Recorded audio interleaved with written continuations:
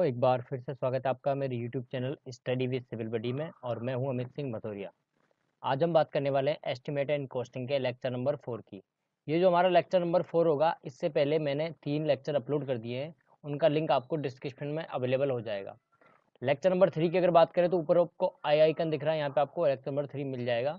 चलिए अब बात कर लेते हैं लेक्चर नंबर 4 की कि आज हम क्या पढ़ने वाले हैं। तो बेसिकली मैं आज आपको टाइप ऑफ एस्टिमेट के बारे में बताऊंगा, साथ ही साथ में जो वर्क होते हैं एस्टिमेशन में उनके बारे में वन बाय वन डिस्कशन करेंगे, जिनसे इंपॉर्टेंट जितने भी क्वेश्चंस पुटअप होते हैं एग्जाम्स में वो हम बात करने वाले हैं। तो चलिए आज का वीडियो स्टार्ट करते हैं। सबसे पहले बात कर लेते हैं एस्टिमेट नंबर 1, यानी फर्स्ट टाइप का जो एस्टिमेट होता है वो कहलाता है हमारा अप्रोक्सीमेट एस्टिमेट या रफ एस्टिमेट या फिर एब्स्ट्रैक्ट एस्टिमेट। मतलब तीनों एक ही हैं, तीनों का नाम एक ही है। रफ एस्टिमेट कह लो या अप्रोक्सीमेट एस्टिमेट कह लो। जैसा कि नाम से पता चल रहा है, रफ एस्टिमेट या अप्रोक्सीमेट यानी कि ये रफली आइडिया देगा कि आपका कोई भी प्रोजेक्ट है वो कितने रुपए में बनकर तैयार हो जाएगा। तो पहले तो एक चीज़ समझ लेते हैं कि जो एस्टिमेट वाला जो क्राइटेरिया है कि एस्टिमेट कब बोलेंगे और कॉस्टिंग कब बोलेंगे, ठीक है ना। इसको समझ लेते हैं। देखो, किसी भी प्रोजेक्ट को बनने से पहले, कोई भी मान लीजिए कोई भी प्रोजेक्ट है, उसको बनने से पहले उसकी कॉस्ट बताना कि उसकी कॉस्ट क्या है, बनने से पहले उसमें कितनी आपकी मनी लगेगी ये बताना, तो कहलाता है एस्टिमेशन। और किसी प्रोजेक्ट के बनने के मतलब कंप्लीट होने के कुछ टाइम के बाद में उसकी अभी रियल एस्टिमेट, रियल वैल्यू क्या है मार्केट की, ठीक है ना, मार्केट की, उसके मार्केट की कॉस्ट क्या है, ये पता करने के लिए जो वैल्यूएशन किया जाता है वो कहलाएगी आपकी क्या, कॉस्टिंग। क्या अब आपकी बात की कॉस्ट क्या है, ठीक है ना। अब बात की समझना कि जब बाद में वैल्यू निकाली जाती है तो उस प्रोसेस को कहा जाता है वैल्यूएशन, ठीक है ना, क्योंकि हम लास्ट में वैल्यूएशन भी पढ़ेंगे। तो एस्टिमेट, कॉस्टिंग एंड वैल्यूएशन जो होता है वो पूरा प्रोसेस होता है कि वैल्यूएशन तो का मतलब ये होगा कि करंट में अभी क्या सिचुएशन है, क्या मार्केट की अभी मार्केट में क्या इसकी रेट है, वो तो वैल्यूएशन में आएगा। जबकि पहले ही अगर हम किसी भी चीज़ की कॉस्ट बता देंगे कि इस प्रोजेक्ट को बनने से पहले इतने रुपए में इसमें तैयार हो जाएगा आपका कोई भी ऑब्जेक्ट, तो ये क्या कहलाएगा, आपका एस्टिमेट कहलाएगा। तो ये प्रोजेक्ट से रिलेटेड टर्म्स हैं, ये आपको याद रखनी है। तो अप्रोक्सीमेट एस्टिमेट में आपको याद रखना है कि अप्रोक्सीमेट एस्टिमेट जो होगा आपका किसी भी प्रोजेक्ट का, क्या होगा कि इन्फॉर्मेशन होगा, उस प्रोजेक्ट की पूरी इन्फॉर्मेशन होती है उसमें। साथ ही साथ में इसमें क्या होता है प्रोजेक्ट में कि फाइनेंशियल प्लानिंग जो होती है वो की जाती है, और उस प्रोजेक्ट से रिलेटेड जो भी फेलियर के चांसेस होते हैं उन सभी पॉइंट्स पर क्या किया जाता है, डिस्कशन किया जाता है, कहाँ कहाँ ये फेल हो सकता है, और रफली इसका आइडिया लग जाता है कि कितने में वो रेडी हो जाएगा। अब कुछ नहीं बनता है कि अप्रोक्सीमेट एस्टिमेट जो है इतना एग्जैक्ट या सही एस्टिमेट नहीं है, क्विक एस्टिमेट नहीं है, फिर भी क्यों इसको किया जाता है। तो अप्रोक्सी एस्टिमेट इसलिए किया जाता है, अप्रोक्सीमेट या रफ एस्टिमेट, क्योंकि ये फाइनेंशियल एक्टिविटीज़ में या टेक्निकल परमिशन के लिए रिक्वायर्ड होता है। मान लीजिए आपने कोई टेंडर फिल किया, ठीक है, या टेंडर फिल करना है, तो उस टेंडर को फिल करने से पहले आपको देखना होगा ये कितने में बनेगा, ठीक है ना, कितने में बनेगा टेंडर, तभी तो आप टेंडर आपको नोटिस निकालना पड़ेगा। मान लीजिए आप असिस्टेंट इंजीनियर हैं या पर्टिकुलर एग्जीएन है, कहीं पर भी है, तो आपसे क्या बोला जाएगा, इस टेंडर की कॉस्ट क्या होगी पहले बताओ। तो आप टेक्निकल परमिशन के लिए या फाइनेंशियल परमिशन के लिए उसका रफ आइडिया लगाओगे इतने रुपए में बनकर तैयार होगा, तब जाके आप उसको हायर अथॉरिटी को उस फाइल को पहुंचाओगे। तो उस काम में आता है, किस काम में आता है, फाइनेंशियल और टेक्निकल परमिशन के लिए। तो एग्जाम में ये पूछा जा चुका है, इसलिए आपको ध्यान रखना है कि रफ एस्टिमेट या अप्रोक्सीमेट एस्टिमेट टेक्निकल परमिशन या फाइनेंशियल परमिशन के लिए रिक्वायर्ड होता है। ओके, चलिए अब बात कर लेते हैं प्लिंथ एरिया एस्टिमेट के बारे में। जो प्लिंथ एरिया एस्टिमेट होता है बेसिकली 2 डायमेंशन बेस्ड होता है। 2 डायमेंशन मतलब लेंथ और विड्थ पर ये क्या करता है, डिपेंड करता है। अब ये ध्यान रखना, ये 2 डायमेंशन पर बेस्ड है मेनली। इसके साथ साथ में एक इंपॉर्टेंट लाइन ये है कि ये जो है ये रिप्रेजेंट करता है बिल्टअप कवर्ड एरिया को। अभी बिल्टअप कवर्ड एरिया क्या है इसको समझ लेते हैं। देखो, बिल्टअप कवर्ड एरिया का मतलब ये है कि मान लीजिए आपके पास में कोई पर्टिकुलर ओपन स्पेस है आपके पास में, ठीक है, प्लॉट था।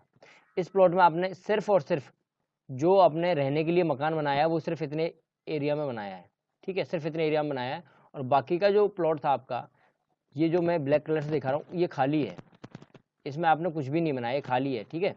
तो ध्यान रखना, इस पूरे प्लॉट में जो बिल्ड किया गया मकान है, ये जो येलो कलर से मैंने दिखाया था, ये वाला, ठीक है ना, येलो के अंदर जो बंद है, सिर्फ इसी को कवर करेंगे, सिर्फ इसी को कवर करके, और हम बताएंगे कि ये हमारा क्या है, ये आपका कौन सा एरिया, ये है आपका प्लिंथ एरिया, प्लिंथ एरिया या बिल्टअप एरिया। तो इसी एरिया को कैलकुलेट करके हम बताएंगे कि कितना एस्टिमेट होगा। मतलब एस्टिमेशन में बिल्टअप एरिया ही काम में आता है, किसमें, प्लिंथ एरिया में। ओपन एरिया जो होता है, ये वाला जो ओपन है ब्लैक शेडेड से मैं दिखा रहा हूँ, ये इसमें काम नहीं आएगा। तो ध्यान रखना, plinth area does not consider open space such as courtyard. Courtyard का मतलब क्या होता है? कर्टयार्ड का बेसिक ये समझ सकते हैं देसी भाषा में कि आंगन जो होता है, खाली जगह जो मकान में छोड़ देते हैं, वो क्या कहलाती है? कर्टयार्ड कहलाती है। मान लीजिए कई जगह आपने ऐसे मकान देखोगे, जैसे ये प्लॉट है खाली, और आपने चारों तरफ मकान बनाया और बीच में जो ये खाली छोड़ दिया, बीच में स्पेस। तो बीच में अगर स्पेस आपने खाली छोड़ दिया, मैंने शेडेड ब्लैक कलर से दिखाया है, तो ये क्या कहलाएगा? कोर्टयार्ड कहलाएगा।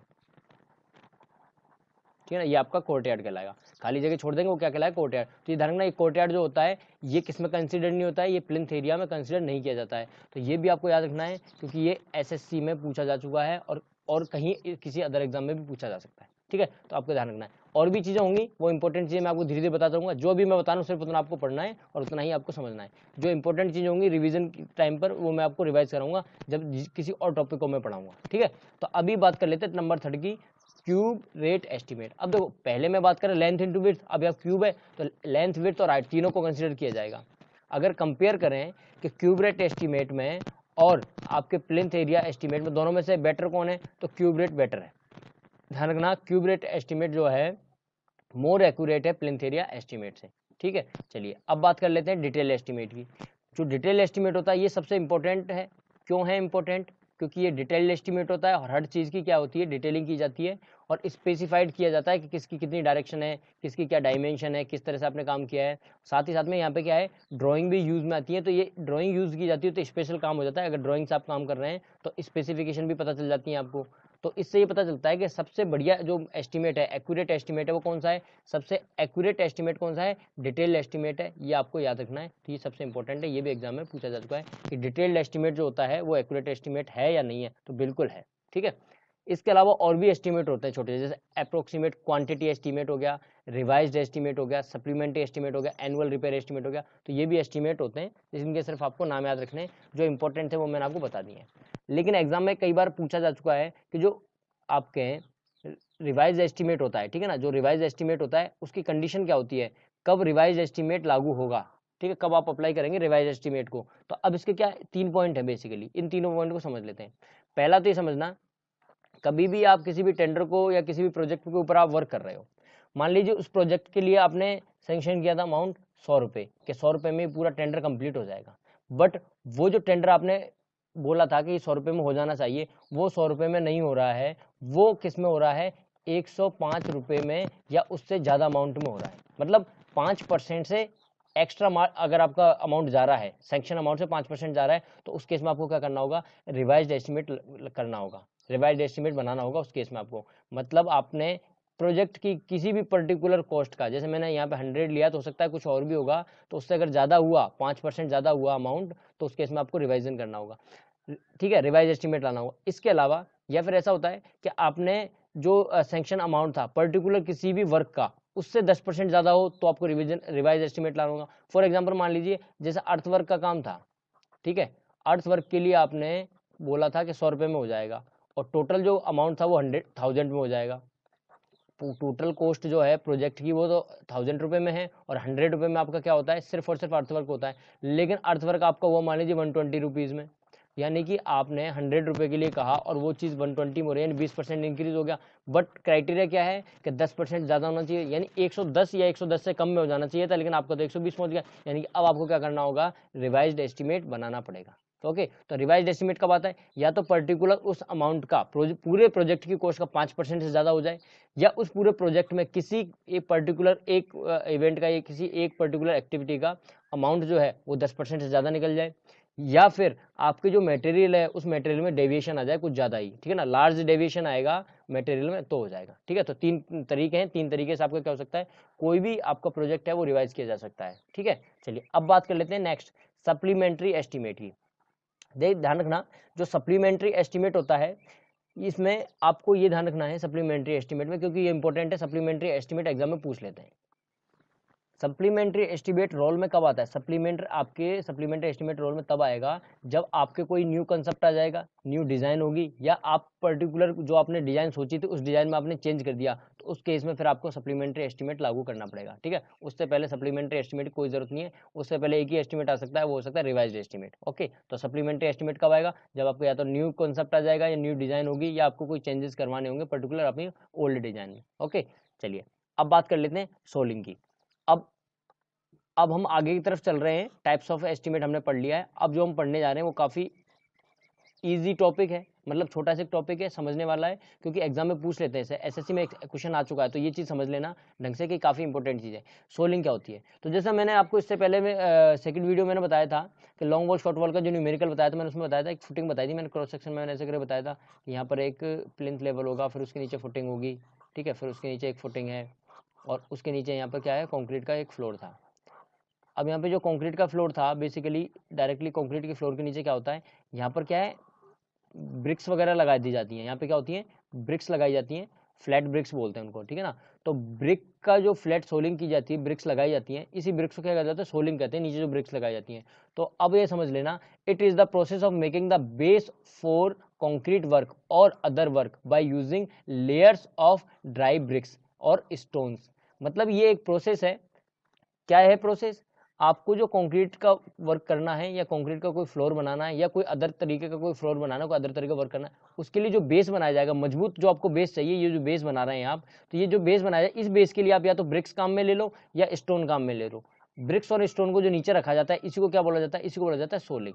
क्या बोलते हैं? सोलिंग। तो इसी को बोल देते हैं BFS, ब्रिक फ्लैट सोलिंग, ठीक है ना। ब्रिक फ्लैट सोलिंग इसी को बोलते हैं, नीचे जो बनाई जाती है। कभी आप न्यूमेरिकल करेंगे तो वहां पर लिखा हुआ मिलेगा BFS। तो BFS का मतलब क्या होता है? ब्रिक फ्लैट सोलिंग होता है। अब ये चीज समझ लेना ब्रिक फ्लैट सोलिंग से पहले कि जो साइज होती है ब्रिक्स की, वो क्या क्या होती है। तो नॉमिनल साइज जो होती है ब्रिक की विद मोटार, वो कितनी होती है? 20 centimetre into 10 centimetre into 10 centimetre, ठीक है। तो 20 इंटू 10 ये आपकी क्या है? ब्रिक की साइज है विद मोटार, यानी नॉमिनल साइज है।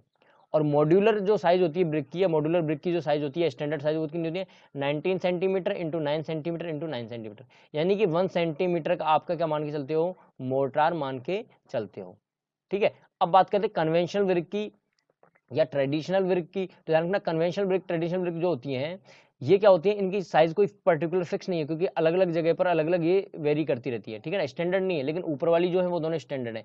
तो कन्वेंशनल ब्रिक जो ज्यादातर काम में आती है वो कौन सी होती है? वो उसका मैंने यहाँ पे साइज दिया है 23 centimetre into 11.4 centimetre and 7.6 centimetre. इसके अलावा इंपॉर्टेंट फ्रॉग का साइज क्या होता है, एग्जाम में पूछ लेते हैं, फ्रॉग का साइज क्या होता है, कहाँ प्रोवाइड किया। तो ध्यान रखना, जो फ्रॉग होता है उस फ्रॉग को प्रोवाइड किया जाता है ब्रिक के टॉप में, और फ्रॉग की जो साइज होती है वो होती है 10 इंटू 4 इंटू 1 सेंटीमीटर, ठीक है। कई कई जगह पर ये आपकी साइज क्या है? वेरी कर सकती है, 10 centimetre into 4 centimetre into 2 centimetre भी हो सकती है, यानी कि जो डेप्थ है 1 सेंटीमीटर से 2 सेंटीमीटर भी हो सकती है। लेकिन ये साइज ध्यान रखना, ये एग्जाम में पूछी जाती है, तो काफी इंपॉर्टेंट है कि फ्रॉग जो होता है उसकी साइज क्या होती है और फ्रॉग कहाँ प्रोवाइड किया जाता है। बाकी एसएससी में ये भी पूछा जा चुका है, nominal size of brick, modular size of brick, ठीक है ना, कि साइज क्या होती है मॉड्यूलर ब्रिक्स की, नॉमिनल साइज क्या होती है ब्रिक्स की। तो एग्जाम में पूछा जा चुका है, फिर पूछा जा सकता है, तो आपको इंपॉर्टेंट ध्यान रखना है, ये काफी इंपॉर्टेंट बात थी। अब देखो सोलिंग से रिलेटेड कुछ एक चीज समझ लेते हैं, क्योंकि एग्जाम में ये पूछा जा चुका है। Number of brick used in soling, ये एग्जाम में एसएससी में 2 बार पूछा जा चुका है। ध्यान समझना, 2 बार पूछा जा चुका है। तो पहले समझना, अगर आपकी एज सोलिंग है तो एज सोलिंग में क्या होगा। देखो, एज सोलिंग का मतलब ये है कि आपने कहीं पर ब्रिक बनाई, समझ लेना, ठीक है। मान लीजिए कोई ब्रिक है आपकी, और आपने ब्रिक रेडी की, और ब्रिक को आप रख रहे हो, ठीक है ना, ब्रिक को आपका रख रहे हो, नीचे रख रहे हो एज के हिसाब से, ठीक है ना, जो उसका एज होगा उस एज के हिसाब से आप रख रहे हो वहां पर, ठीक है। एज की तरफ से आपने रख दिया। अभी समझना, एज का मतलब हो गया ये वाला हिस्सा, ठीक है ना, इसके हिसाब से आपने रख दिया, एज के हिसाब से। और एक होता है फ्लैट हिस्से से रख लो, ठीक है ना। एज का रखने का मतलब क्या है और फ्लैट का रखने का मतलब अब समझ में आ जाएगा। देखो, एज का रखने का मतलब है कि आप लेंथ इंटू हाइट की फॉर्म में रख रहे हो, क्योंकि आपको होता है LBH, उसकी 3 डायमेंशन होंगी, ठीक है ना। लेंथ 19 सेंटीमीटर, आपकी विड्थ कितनी हो जाएगी 9 सेंटीमीटर, और हाइट भी कितनी हो जाएगी 9 सेंटीमीटर। अगर ये आपका कौन सा केस है, अगर आप स्टैंडर्ड ब्रिक मान के चल रहे हो तब, ठीक है। तो अब इस स्टैंडर्ड की जगह पर हो सकता है कन्वेंशनल हो, या कुछ भी हो सकता है, एलबीएच की भी। जैसे मान लो मैं एक पर्टिकुलर अपनी मान लेता हूँ, कुछ भी मान लेता हूँ, जैसे मान लो 10 मान लिया, इसको 5 मान लिया, इसको 3 मान लिया, मैंने कुछ भी एज्यूम कर लिया, ठीक है। तो अब देखो, अगर आप एज की तरफ से रख रहे हो, यानी कि आपको क्या करना होगा, यानी ये हिस्सा रखना है, तो इसकी लेंथ कितनी है, तो आपने देखो लेंथ कितनी मानी है 10 सेंटीमीटर। इसकी हाइट कितनी मानी है, हाइट आपने मानी है 3 सेंटीमीटर। और विड्थ कितनी मानी है, विड्थ आपने मानी है इसकी 5 सेंटीमीटर। तो आपको ये हिस्सा रखना है, यानी कि ये वाला एरिया रखना है, तो ये वाला एरिया काउंट होगा, यानी कि ये कौन सा एरिया, लेंथ इंटू हाइट का, तो लेंथ इंटू हाइट का हो जाएगी डिवाइड, यानी 1 मीटर स्क्वायर अपॉन आपका ये पर्टिकुलर एरिया, यानी एल इंटू एच। ये पता चल जाएगा नंबर ऑफ कितनी ब्रिक्स आएंगी एज सोलिंग में। अगर फ्लैट सोलिंग है तो फ्लैट सोलिंग का मतलब क्या होगा, आपका जो बॉटम सरफेस है वही रखा जाएगा, या टॉप सरफेस कोई सा भी रख सकते हो।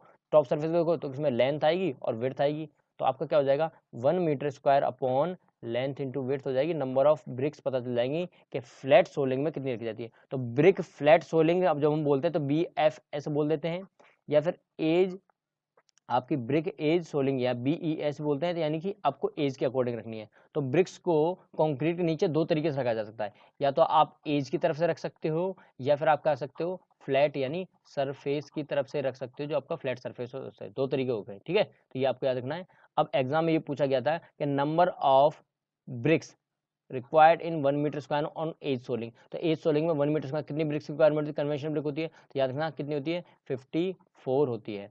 और आपके फ्लैट सोलिंग की बात होगी BFS की, तो कितनी होती है 32 होती है। तो ये आपको याद रखना है, क्योंकि SSC में पूछा जा सकता है, एक्जैक्टली यही डेटा पूछा है। वैसे आप कैलकुलेट करोगे तो अप्रोक्सीमेट डेटा आएगा, एक्जैक्टली 54 32 नहीं आएगा, अप्रोक्सीमेट आएंगे ये, ठीक है ना। लेकिन एग्जाम में एक्जैक्टली यही आता है, तो आपको यही याद रखना है कि 54 तो होता है किसमें, आपके एज में, और ब्रिक फ्लैट सोलिंग में कितना होता है 32 होता है, ठीक है। 32 ब्रिक रिक्वायर्ड होंगी, वहां 54 रिक्वायर्ड होंगी। समझ में आया। चलिए अब बात कर लेते हैं डैम प्रूफ कोर्स के बारे में। सेकंड टॉपिक अपना डैम प्रूफ कोर्स, कि जो डैम प्रूफ कोर्स होता है, इस डैम प्रूफ कोर्स की सबसे पहले तो समझ लो इसकी यूनिट क्या होती है। तो यूनिट होती है इसकी मीटर स्क्वायर, ये सबसे पहली बात एग्जाम में पूछा जा चुका है, फिर पूछा जाएगा। इसके अलावा ये कहाँ यूज किया जाता है, क्यों यूज किया जाता है, it is use to prevent the moisture and provided at the plinth level. ध्यान रखना, ये कहाँ प्रोवाइड किया जाता है, ये प्रोवाइड किया जाता है प्लिंथ लेवल पर। क्यों प्रोवाइड किया जाता है, ताकि प्रिवेंट किया जा सके मॉइस्चर कंटेंट को। ओके, चलिए नेक्स्ट इंपॉर्टेंट पॉइंट ये है कि इसकी जो थिकनेस होती है DPC की, वो 2 सेंटीमीटर से लेकर 2.5 सेंटीमीटर तक की होती है, ठीक है। और ध्यान रखना, इसमें क्या किया जाता है, जो बनाया जाता है किससे बनाया जाता है, ये कंक्रीट से बनाया जाता है। कंक्रीट की जो साइज होती है M15 से लेकर M20 तक होती है। और इसमें जो वाटर रिपेलेंट एजेंट होता है वो कौन होता है, most commonly water repellent agent क्या हो जाता है इसमें, बिटुमिन होता है। अब सोचें वाटर रिपेलेंट एजेंट की जरूरत क्या है इसमें, तो भाई वाटर रिपेलेंट एजेंट का मतलब ये है कि भाई आपको मॉइस्चर को दूर रखना है। तो अब आप कंक्रीट में अगर मॉइस्चर आ रहा है तो उसको भगाने के लिए कोई ना कोई चाहिए, तो वो होता है आपका वाटर रिपेलेंट एजेंट। और ज्यादातर केसेस में क्या होता है, बिटुमिन होता है। और एग्जाम में तो पूछा भी जा चुका है कि most common water repellent agent क्या है, तो भाई बिटुमिन है। आपकी जो जो DPC होती है उसकी थिकनेस क्या होती है, 2 सेंटीमीटर से लेकर 2.5 सेंटीमीटर होती है, एग्जाम में पूछा जा चुका है। DPC की यूनिट क्या होती है, मीटर स्क्वायर, एग्जाम में पूछा जा चुका है। कहाँ प्रोवाइड करते हैं, प्लिंथ लेवल पर, पूछा जा चुका है। और प्रिवेंट किससे किया जाता है, मॉइस्चर कंटेंट से, ये भी पूछा जा चुका है। तो ये सारे के सारे इंपॉर्टेंट हैं और एग्जाम में पूछे जा चुके हैं। अब एक चीज जो एग्जाम में नहीं पूछेगी, पूछी जा सकती है, maximum size of aggregate use in DPC about 10 mm। तो मैक्सिमम साइज जो होती है एग्रीगेट की, वो 10 mm तक की हम यूज कर सकते हैं DPC में। ओके, नेक्स्ट अब बात कर लेते हैं अर्थवर्क की।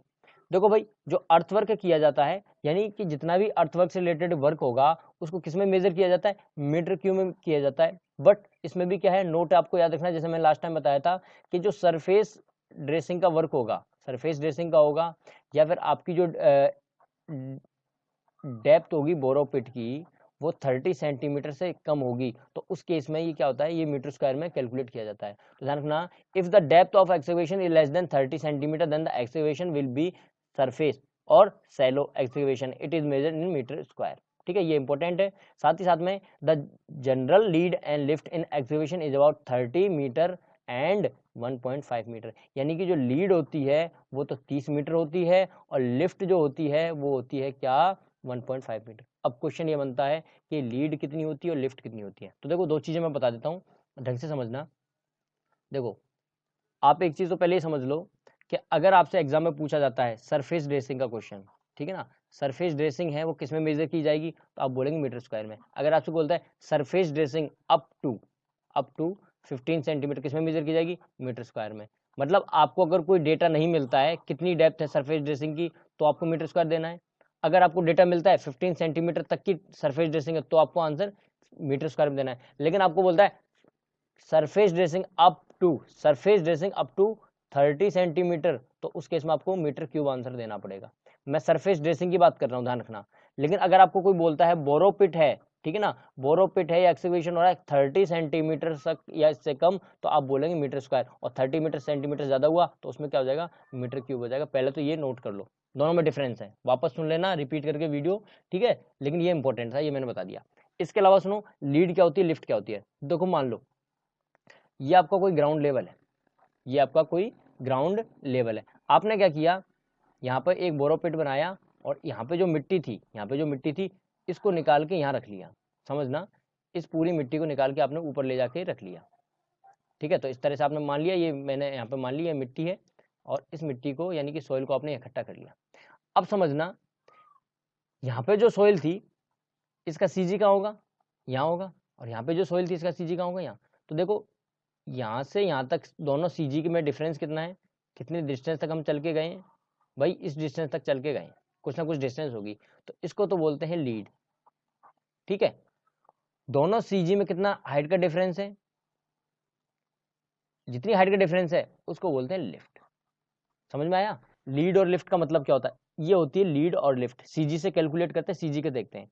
अब क्वेश्चन ये बनता है कि लीड और लिफ्ट की वैल्यू कितनी होती है, तो मैंने बताया जनरली लीड 30 मीटर की होती है और लिफ्ट 1.5 मीटर की होती है। लेकिन अगर मैं आईएस स्पेसिफिकेशन की बात करूं, आईएस कोड की, तो उसमें 50 मीटर को मीटर तक हम क्या मान लेते हैं, लीड मान लेते हैं, मतलब एक लीड बराबर 50 मीटर भी मान लेते हैं आईएस स्पेसिफिकेशन के बराबर। लेकिन जनरली हम कितनी लेके चलते हैं, 30 मीटर बराबर एक लीड। मान लो आपको बोला गया, क्वेश्चन आपको ऐसा बोल दिया कि 2 लीड आपने क्या किया, 2 लीड आपने एक्सकवेशन किया है, तो 2 लीड का मतलब मैं क्या है, मैं कैलकुलेशन क्या करूंगा, मैं मान लूंगा 2 इंटू 30 यानी कि कितना हो जाएगा, 60 मीटर तक आपकी क्या होगी, मिट्टी को एक जगह से उठा के दूसरी जगह लेके गए होंगे, ध्यान रखना, ठीक है। और ध्यान रखना कि जैसे मान लीजिए 1 मीटर तक लेके गए लिफ्ट में, तो 1 मीटर का मतलब क्या कहलाएगा, आपका लिफ्ट ही कहलाएगा।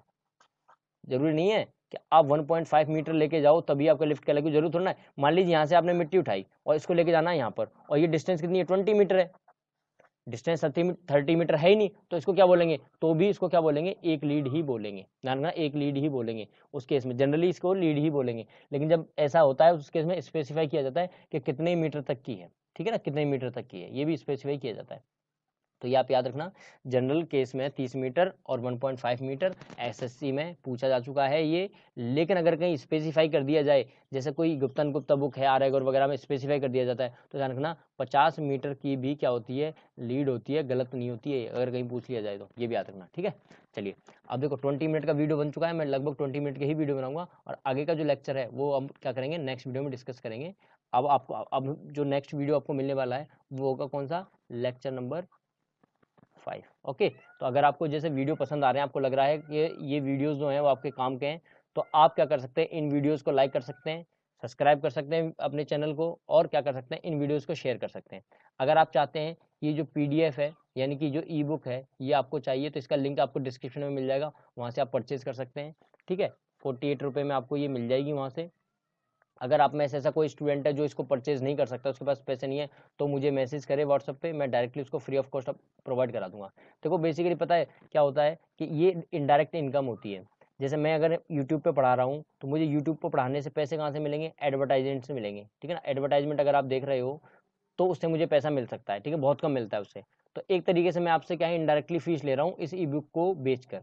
अगर आप ई बुक खरीदते हो तो मुझे 48 रुपये मिल जाएंगे, तो एक एक्चुअल में मैं आपसे एक तरीके से क्या है, इनडायरेक्टली फीस वसूल कर रहा हूँ। तो आप फीस समझ के ये क्या कर सकते हो, परचेज कर सकते हो। लेकिन अगर आपके पास अगर पैसे नहीं है और आपको रिक्वायरमेंट है, तो आप मुझे मैसेज करते हो, मैं फ्री ऑफ कॉस्ट आपको अवेलेबल करवाऊंगा। तो बहुत बहुत धन्यवाद, मिलते हैं लेक्चर नंबर 5 में, थैंक यू।